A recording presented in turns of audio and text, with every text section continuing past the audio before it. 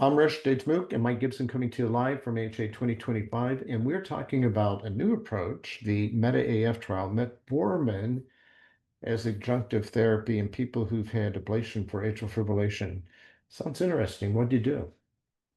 So we know that lifestyle and risk factor modification is essential for patients with atrial fibrillation.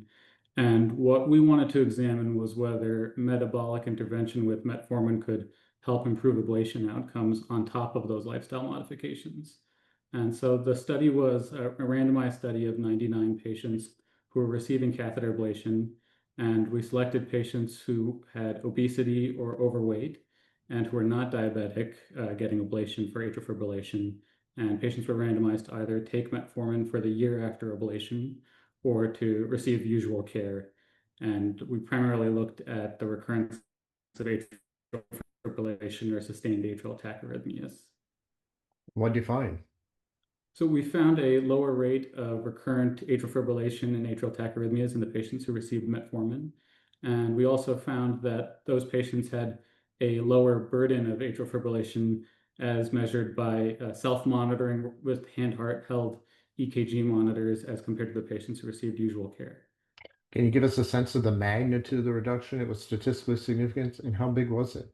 It was. So the patients who received metformin were free from atrial fibrillation or atrial tachyarrhythmia at 78%, and it was closer to 50% in the patients who were in the usual care arm. Wow, that is a big treatment effect. Now, were you surprised by it? I mean, did you expect to see that big of a treatment effect?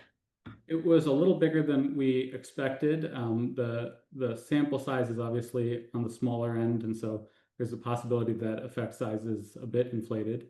But certainly we thought it was promising. And the 50% rate that you saw in your control arm, is that consistent with historical data? That is around what we've seen for patients treated at our center and in other cohorts for patients with the BMI range and history of atrial fibrillation that were included in the trial. So, So it's not like the control group underperformed. It performed just as you would expect things historically. that's right. So fascinating, fascinating. I gotta say, I'm kind of blown away by the magnitude of those results. What are you going to do in follow-up? So the treatment period was for a year, and so we're interested to see, is there a legacy effect? Is this something that goes away when patients stop being treated?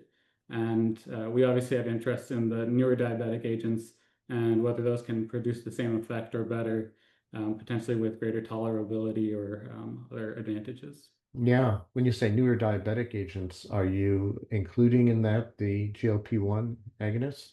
Yes, of course. I think Yeah. the magnitude of weight loss seen with those agents make them very promising for atrial fibrillation. And if not an effect on atrial fibrillation, they certainly are beneficial to the many comorbidities that Yeah. AFib patients have. Well, Milt Packard recently had his editorial about the adipokine hypothesis, how adipokine signaling may be involved also in arrhythmias. So, who knows?